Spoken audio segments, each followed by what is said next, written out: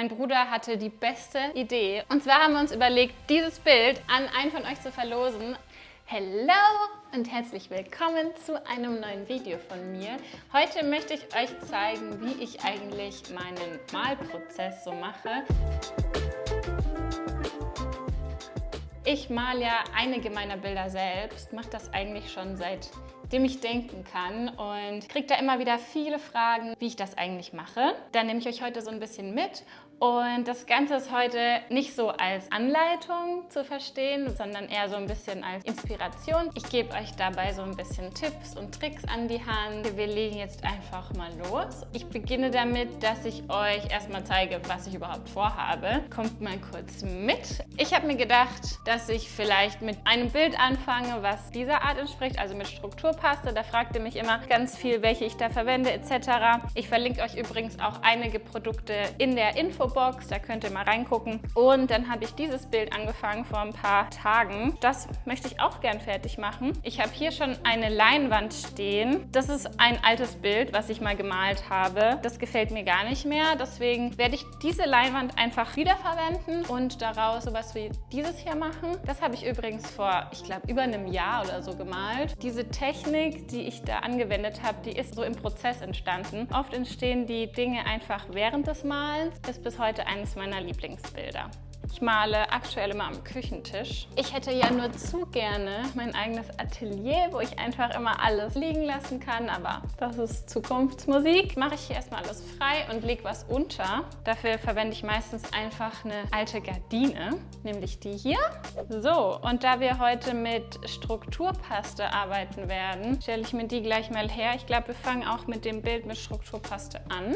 Da habe ich mir ja vorgenommen, dieses Bild hier einfach zu übermalen. Ich suche jetzt als erstes einfach so ein Behältnis, wo ich einiges an Farbe reinfüllen kann. Wir wollen natürlich jetzt erstmal den Untergrund hier weiß machen. Genau, das ist einfach hier so ein Tray, das kriegt man im Baumarkt. Das ist, glaube ich, auch eigentlich für so Wandfarbe geeignet. Aber da fülle ich dann hier die Farbe rein und mit dem Farbroller kann ich das dann schön gleichmäßig auftragen.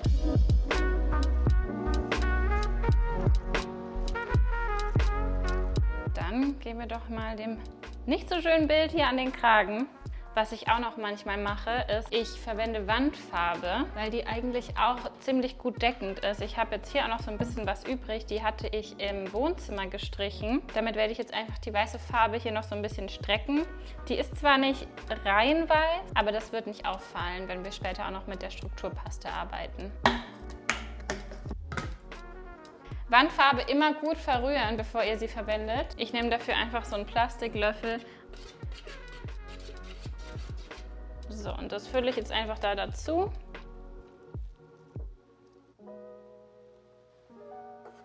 Theoretisch hätte ich auch nur Wandfarbe verwenden können. Ich habe ehrlich gesagt ein bisschen zu spät dran gedacht. Aber nicht schlimm, wir vermischen das jetzt einfach miteinander. Dann schaffen wir hier auch schon die Grundierung. Der erste ist immer der niceste.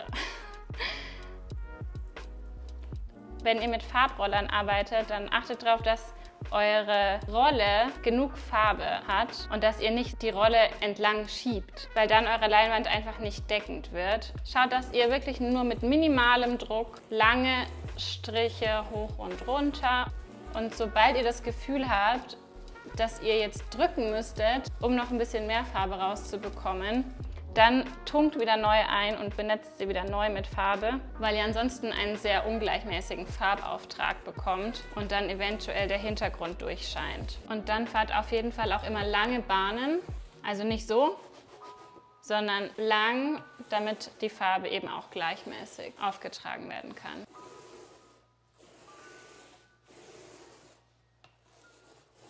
Und jetzt verrate ich euch mal was. Dieses Bild wurde schon, ich glaube, 3-mal umgestrichen. Ich weiß nicht, das ist so ein bisschen so ein verhextes Bild, aber ist ja super easy, einfach wieder drüber zu streichen, wenn es einem nicht mehr gefällt. Und diese Struktur hier, die stört mich jetzt auch nicht direkt, weil wir ja eh gleich mit Strukturpaste arbeiten werden. Ah, dieses Geräusch, ich lieb's. Am Ende empfiehlt sich immer noch mal einmal komplett das ganze Bild von einer in die andere Richtung abzuziehen. Und wer hätte das gedacht? Auch das sorgt dafür, dass das Bild und die Farbe gleichmäßiger wird.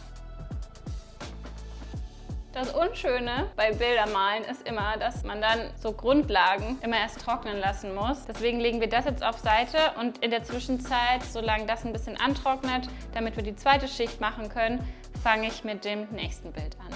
Und ich habe euch ja gesagt, dass ich dieses Bild heute auch fertig machen möchte und ich erkläre euch gleich, was ich damit vorhabe.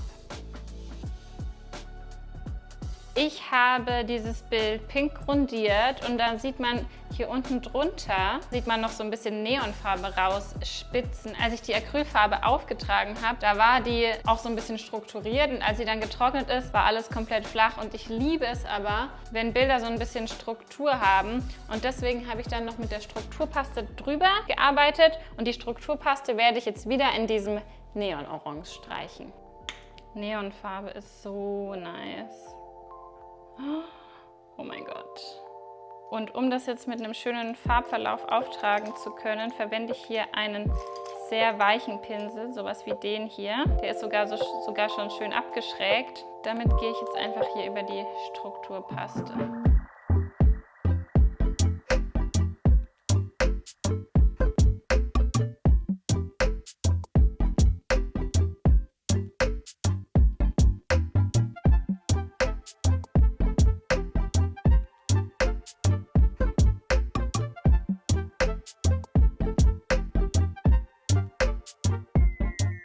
So schnell geht's. Jetzt ist es fertig. Es muss nur noch trocknen. Aber ich bin richtig happy jetzt schon mit dem Ergebnis. Und wie schön ist die Sonne bitte. Es war gerade richtig schön, hier so entspannt zu sitzen und zu malen. So, dann werde ich jetzt mal hier das andere Bild wiederholen. Das geht zum Trocknen. Und das müsste schon getrocknet sein, damit wir jetzt hier die zweite Schicht machen können. Also, zweite Runde.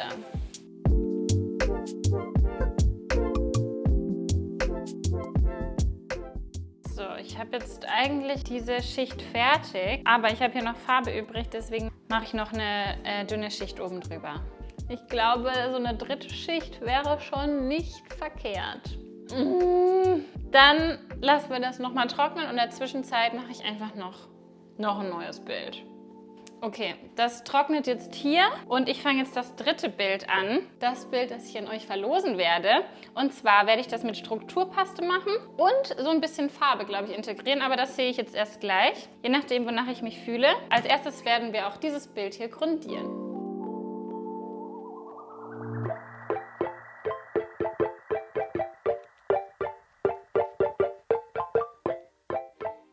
So, jetzt kommen wir zu meinem Lieblingspart, nämlich Strukturpaste und zum wichtigsten Bild von heute, nämlich zu dem Bild, was ihr dann gewinnen könnt.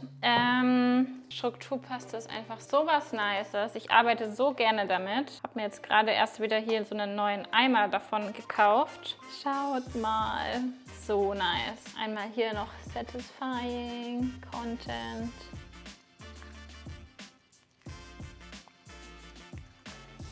Ich verwende beim Arbeiten mit Strukturpaste immer so Malmesser.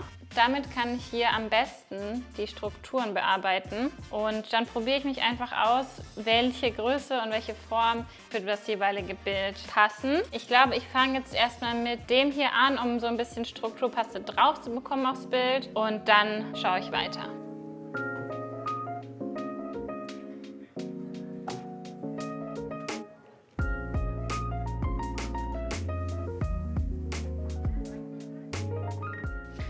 So, ich denke, das Bild müsste jetzt getrocknet sein und endlich ready für die Strukturpaste. Ich bin ganz ehrlich, eigentlich müssten wir hier noch eine vierte Schicht drüber machen. Wir machen jetzt einfach die Strukturpaste genau auf die Flecken drauf und dann wird das. Ich hoffe, dass aus diesem Bild jetzt endlich mal was wird. Das vierte Mal, dass ich das jetzt umstreiche. Naja, wir werden sehen.